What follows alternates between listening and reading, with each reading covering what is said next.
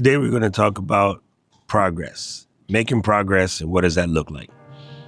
The first step in understanding progress is you have to take an inventory of where you are. You can't pass any judgment on that inventory, but you have to take a full inventory of where you are. And remember that progress just means forward movement, right? If we look at the derivative words of gress, there's ingress, there's regress, there's progress, there's aggress, and the progress just means moving forward. So if you take a good, serious look at where you are right now and understand what each step forward looks like. And the reason why I think this is important is that we tend to judge our progress by where somebody else is. So we're looking 300, 400, 500 yards ahead, and we're like, why are we not there? But what you may not pay attention to is that you've already come 1,000 yards. They're just at 1,500. And if you're always looking at the person ahead of you and not paying attention to where you are now and where you came from, it's very easy to have that just take you down a notch, make you feel, less than. So it's important to understand where you are.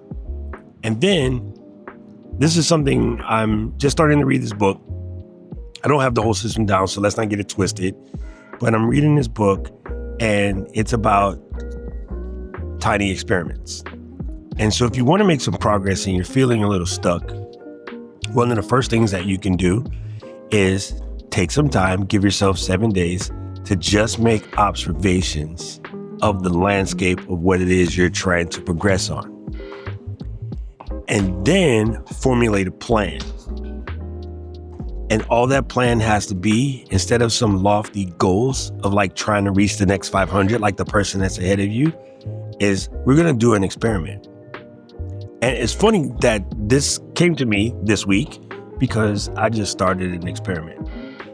And the experiment that I just started was I decided to start tracking glucose to see how it's affecting my weight loss. I just did a weigh-in today and I just hit 240. And I'm a little giggly about that because shut up airplane. When I started this journey, I was at 275. And so for me, that's a big deal. Humble brag real quick. But when I first started and that first couple weeks when I would go and check in and they're like, okay, well, you lost 3 pounds. I was deflated. I'm not going to lie. I'm thinking I can drop 10, 15, 20, super quickly. But that first couple of weeks, it was dropping 2, 3, 4 pounds here and there. Today, when I did my check-in, I'm another 4 pounds down. And now I look at those 4 pounds like, hey, you made it. And so what it is it was tiny little experiments. It wasn't just some weird diet. And yes, I am taking, GLP-1s, whatever. But it wasn't just a diet thing. It was making some whole cloth changes and doing things differently, like really paying attention to water intake and making sure I'm getting enough water, really paying attention to sleep and trying to get more sleep, really paying attention to activity, which is why I was on the walkabout, but then I decided to sit down because the sun said the light was going to keep changing and it was going to make this video kind of psycho. And so now what I did was I just picked up a, constant glucose monitor and my doctor recommended it to me.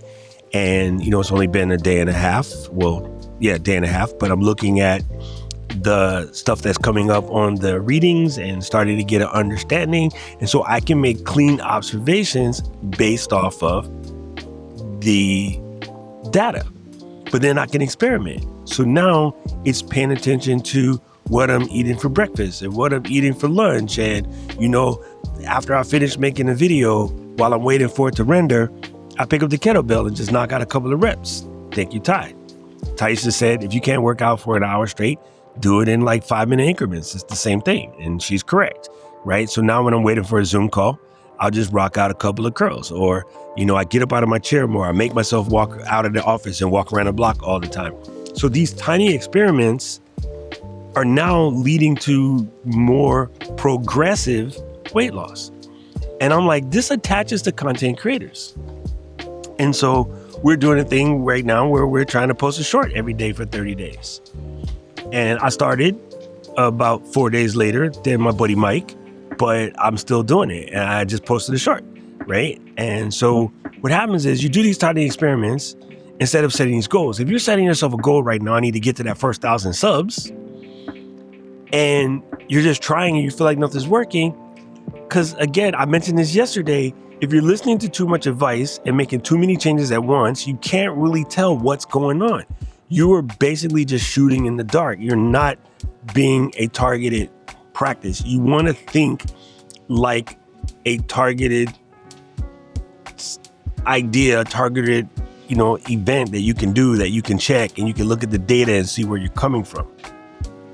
So I want to highly encourage you to try out some tiny experiments.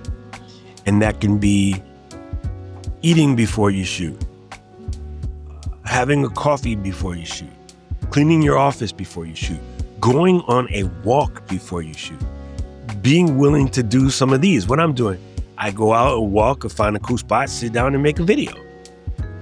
Because that's, Mary Lou taught me this, but that's called activity stacking, right? I need to get my steps in. I need to get my activity goal up. I need to do my workout. What if I make the video when I'm doing a talking head and I don't need the computer? What if I make that video when I'm finished or doing or in the middle of doing something that's sort of activity based? And so for the next couple of months, that's going to be an experiment. So how do you do an experiment? Okay, pick something that you want to improve on. And say we're going to do this for 30, 60, 90 days. Today is day 280 of an experiment of posting a video every single day on YouTube, a long form video every single day to prove to people that you won't get burned out if you mean this. Like, I understand everybody loves to talk about burnout. We got people out here being scared to get burned out. They ain't even start yet. Other people are telling them that it's dangerous. Man, it's none of my damn business. I ain't scared. And I'll be mean when I say this. I'm not saying that anybody who gets burnt out is a bitch, but that's just my old school upbringing saying I ain't no bitch. I'm going to try and I'm going to see. And if I fail, I fail. But I'm 280 days in, didn't even bust a sweat. Don't feel it. I ain't mad at nobody. I ain't tired. I don't run out of ideas. Like, I just keep creating. And in the process of this experiment, I'm getting better at editing. I'm getting better at converting an idea to a video. I'm getting better at putting the procrastination side of this away. I've not been really scared of, judgment for a long time because I'm at that age where you just don't give a fuck. Sorry, people. But I am finding other things that I am getting better at. Getting better at thumbnailing, getting better at so many other aspects of this situation. And so this experiment, 280 days in, is working. I did a 30-day shorts challenge back in February or March, and I'm doing it again. Why? Because it doesn't hurt. Like, this short can be about anything. I could just make a short video going, hey, look at the sunset. Wow, beautiful. Like, that's the cool part about shorts. It allows you to just be creative for the sake of being creative. Right now, the ants are eating me up, so I'm going to wrap this up. But I want to encourage you to do an experiment. It could be a 7-day experiment, a 5-day experiment, 30-day experiment, 2-3 months experiment. But do an experiment. Take note of where you are. Come up with an experiment. Do that experiment and see how it works. But please stop just watching videos and thinking that you can't do it. Like, you really have to do it. So if you want to be in this content creation game, especially those of us of a certain vintage, it's going to take us some different things than what other people do. Our story is different. I'm going to encourage you to go tell yours. I'm going to encourage you to do a little experiment. And then I'm going to keep reading this book. And if I find any more cool stuff, I'm going to recommend the book. Because so far, so good. So far, so good. I don't know who needs to hear this. But if it was you, let me know in the comment section below. Tell us what kind of experiment you can make if you're willing to share. Your experiment might just be getting up 15 minutes earlier and sitting down and coming up with video ideas for 15 minutes.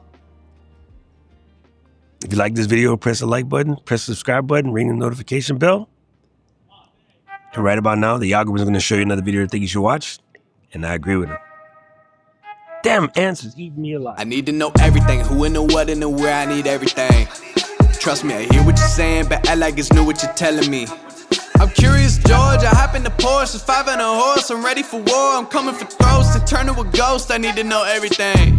Now you be surprised at the info you get is by letting them talk, so I'm letting them talk. Gotta keep quiet, maneuver in silence.